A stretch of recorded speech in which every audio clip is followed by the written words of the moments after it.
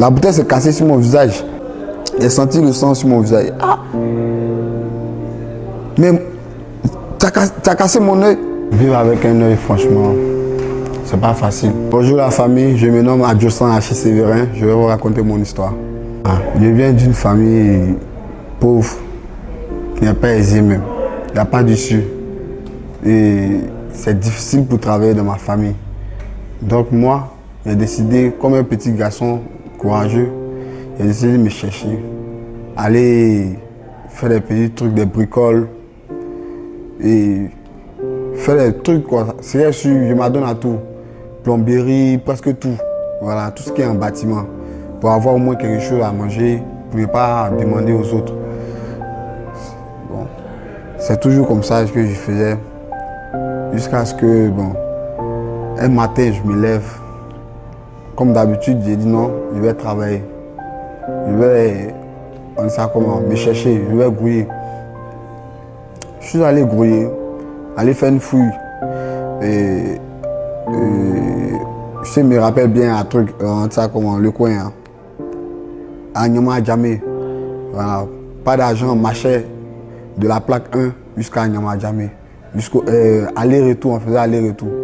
Donc, on a fait ça pendant 3 jours, qui est le 3e jour qui était le samedi soir.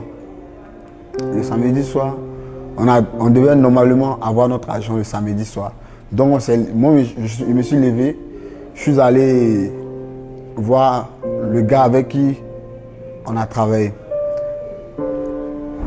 pour encaisser notre argent. Il dit non, il nous disait que non, il a pris l'argent pour gérer lui ses problèmes, que lui il n'a pas d'argent. Ce qu'on veut faire qu'on fasse ça. Ah, moi il lui ai dit ouvertement, il dit mais si tu travailles avec quelqu'un, au moins, si tu n'as pas son argent sur lui, que tu lui dis simplement, ah mon frère, peut-être lundi qui vient là, je vais te donner ton argent. Ou bien, donc, c'est un peu comme ça, moi je m'attendais à lui. Lui, il faisait que dire seulement ce que nous voulons qu'on fasse. Bon, quand c'est comme ça, ça énerve. Moi, ça m'a énervé. J'ai envoyé un vieux père le voir et il s'est foutu du vieux père. Donc, mon ami et moi, nous sommes allés vers lui là. Ah, mais Joe, c'est comment? Et non, jeton. Il répond toujours sa même phrase. Il a pris l'argent pour faire ses propres besoins. C'est qu'il est sûr, ce qu'on veut faire qu'on fasse ça. Ah. C'est dans la colère, ça commence à l'énerver. Donc dans la colère, mon ami a soulevé une bouteille, il voulait le taper. Moi, mais il ne savait pas qu'il me l'avait soulevé une bouteille, mais il ne savait pas qu'il me l'avait pris de bouteille, mais c'est vite passé. Il a soulevé une bouteille. Moi, j'étais de profil envers mon ami. Donc, il a soulevé la bouteille, il voulait le porter, mais lorsqu'il a raté, moi, c'est venu sur mon œil. Ah, la bouteille s'est cassée sur mon visage. Donc, je suis resté immobile d'abord. Et puis, je me rends compte que bon, c'est sur moi que la bouteille a fait effet. Bon, c'est après maintenant, j'ai pris conscience. Quand il voyait que le sang commençait à couler, j'ai senti le sang sur mon visage. Ah, mais t'as cassé mon œil. Il était un peu agité. Ah, ouais. Moi, il a tout fait avec un œil, quoi. Non, il n'est pas vivre avec un œil. Il n'est pas vivre avec un œil. Il n'est pas vivre avec un œil. Non. Tout sauf ça, il n'est pas vivre avec un œil. C'est comme ça qu'il parlait. Et il a pris la direction pour l'hôpital. Nous sommes allés à l'hôpital. Et là-bas, arrivé à l'hôpital, ils ont fait quelques pansements. Ils ont bandé ma tête et mon œil ainsi que ma tête, ils ont bandé. Maintenant, le même jour, il n'y avait pas de spécialiste. Le même jour, il n'y avait pas de spécialiste. Ils m'ont dit d'attendre jusqu'à lundi. C'était un samedi soir, le 14 janvier 2023. Il n'y avait pas de spécialiste. Donc, ils m'ont dit d'attendre le spécialiste qui venait le lundi. Donc, je suis resté là avec l'œil, toute l'intention des bouteilles était dedans. Je suis resté avec jusqu'à le lundi. Et voir l'ophtalmologue. J'avais l'espoir, peut-être même d'avoir un œil. et qui voyait flou. Même si c'était comme si je ne voyais pas trop loin, au moins hein, que je voyais. C'était ma prière quoi. Ma prière. Depuis même sur le lit de l'hôpital, je priais. Dieu, Dieu, permets-moi d'avoir au moins l'œil même si c'est flou, au moins. Permets-moi d'avoir l'œil là. Gardez toujours l'œil là. Pardon. Dieu, pardon. Je suis parti, je vois l'ophtalmo. Après les analyses, le scanner, il me fait voir, il me donne une ampoule, il me demande de fermer l'œil, l'œil gauche. Il ferme l'œil gauche, il n'y a pas de présent, il n'y a pas de lumière même, il ne voit aucune couleur, tout est sombre. Ah. Moi-même, quand moi j'ai vu ça même, je me suis dit peut-être il y aura une analyse pour essayer de sauver l'œil. Il y aura des examens pour sauver l'œil. Il revient encore au scanner, il me dit franchement que l'œil là même, on ne peut plus sauver. On ne peut plus sauver. Quand il m'a dit ça, bon, je ne me suis pas... Je ne l'ai pas entendu même. Parce que dès qu'il a entendu ça, moi-même, il n'était plus dans moi-même. C'est comme, il a vu que j'étais mort. C'est comme j'étais mort même. Puis il voit, bon, avec un œil, bon, il fait comment? Je me suis posé la question, je me suis posé beaucoup de questions. Ah, il va voir quelle image. Il va ressembler à qui? Et à quoi? Il ne sait pas même. Moi, je suis assis même ici, je suis cassé. Je suis cassé. Il demande, ah, Dieu. Donc, c'est dans l'amusement, dans le travail de se chercher là. Il est juste venu casser mon œil, mais il ne sait pas. C'est un message, mais c'est quoi? Moi, je ne sais pas. Le monde est tombé sur moi-même. Le monde même, le globe terrestre est tombé sur moi. Je suis cassé même. Je ne sais même pas même. Il me demande, ah, il peut faire comment pour ramener l'œil? Il peut faire comment pour ramener l'œil? Je suis rentré à la maison.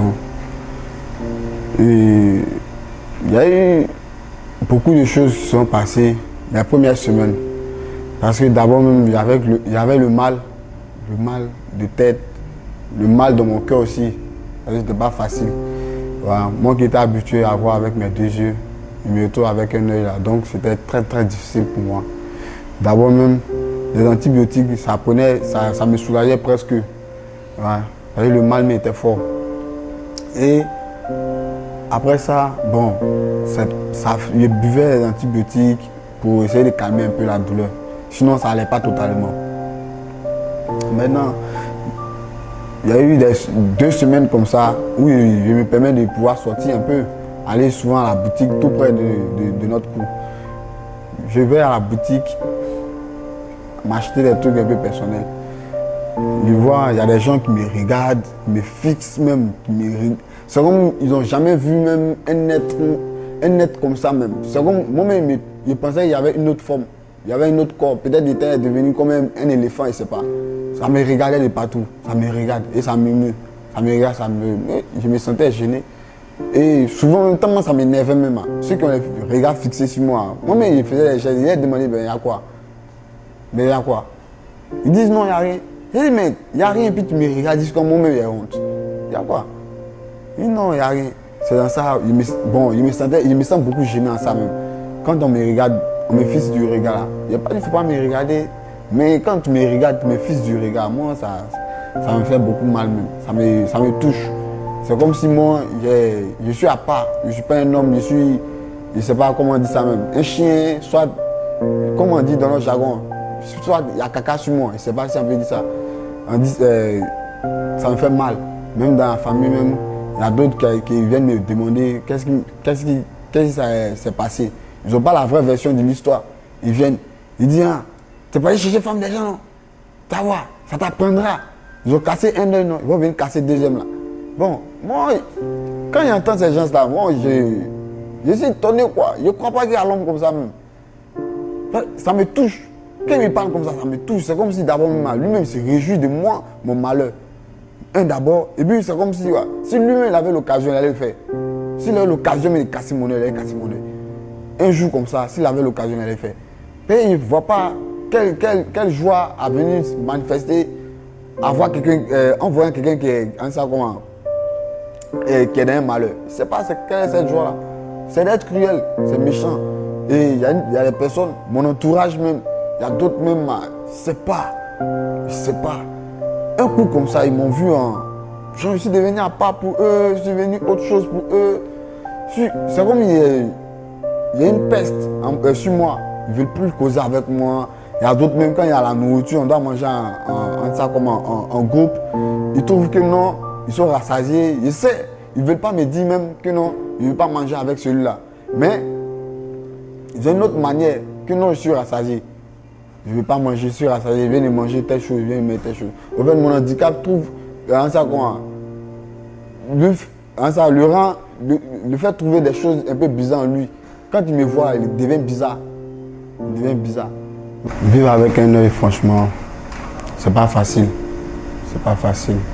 Moi, autrefois, je me levais, je me battais, mais maintenant, je ne peux rien faire. C'est comme je suis devenu invalide. Oui. Mais moralement, bon, Dieu me fait grâce. Moralement, je suis au complet. Mais physiquement, je suis invalide. Et c'est pas facile, vraiment, de vivre avec un œil, de vivre avec l'handicap que j'ai. Et avant, je pouvais avoir quelques gouillements pour avoir des jetons, pour acheter des trucs pour moi-même. Et maintenant, je suis obligé d'aller soit demander, ou bien j'attends qu'une telle personne me fait grâce, avant que je puisse avoir effectué des dépenses. Donc c'est pas facile pour moi. En vrai, l'œil s'est cicatrisé, tout va presque bien. Mais si j'avais l'opportunité en tout cas de pouvoir placer un œil esthétique, franchement, ça allait enlever au moins le regard des gens sur moi, quoi. Parce que vu ce regard-là, je suis un peu gêné, ça me gêne beaucoup. Ce qui m'a permis d'être fort moralement, c'est depuis que j'ai connu Jésus. Je me suis accroché à lui, il me fortifie franchement. Moralement seulement, c'est comme s'il y a quelqu'un qui me parlait, qui m'encourageait. Il me disait non, fils, lève-toi, il ne faut pas te laisser abattre par ton handicap. Lève-toi, sois courageux. Tu as quelque chose demain, tu as grande chose demain. Oui, lève-toi. Et je m'appuie sur cette parole-là, vraiment. Et je lève la tête. Ça fait que je marche, je suis toujours heureux. Je garde le sourire. Ouais. Ceux même qui me regardaient bizarrement, à qui avait la haine, qui me donnait la haine, qui faisait qu'il y avait la haine contre eux-mêmes. Bon, depuis que Jésus est venu dans ma vie, bon, moi-même, je me dis peut-être, bon, ils ne savent pas ce qu'ils disent. Ils ne savent pas ce qu'ils disent. Parce que l'homme qui connaît vraiment une souffrance, il ne se moque pas du malheur de quelqu'un, franchement. Et Dieu, en tout cas, il me fait plaisir. Il me rend grand. En toutes choses, il est présent. Oui. Grâce à Jésus même, quand je marche, je cause avec mes amis même qui ne sont pas handicapés même. Je suis même heureux même, je suis content que eux. Parce que je vois que malgré mon handicap, il y a toujours le sourire. Donc ce sourire, je le multiplie en moi. Je grandis cette joie-là en moi. Ouais. Je demande à tout le monde, oui, toi mon frère, toi qui es handicapé, toi qui souffres, toi qui es malade, en toutes choses là, il faut avoir Dieu en ton cœur.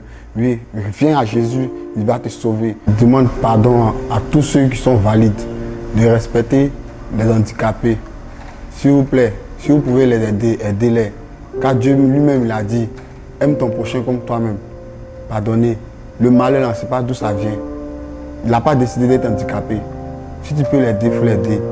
Pardon, il ne faut pas le mépriser. Il ne faut pas te moquer de lui. Il ne faut pas le blesser, le déchirer le cœur, quoi. Je demande pardon. Je demande pardon à tous ceux qui ont des handicapés devant eux, qui prennent le temps à se moquer. Pardonnez, donnez-leur de l'amour, de l'affection. Ils en ont besoin, franchement. Car ça fait mal de voir qu'un être humain se fout de son ami. Ça fait très mal. Qu'il se moque, ça fait très mal. Je vous demande pardon. Ceci était mon histoire. Je vous remercie.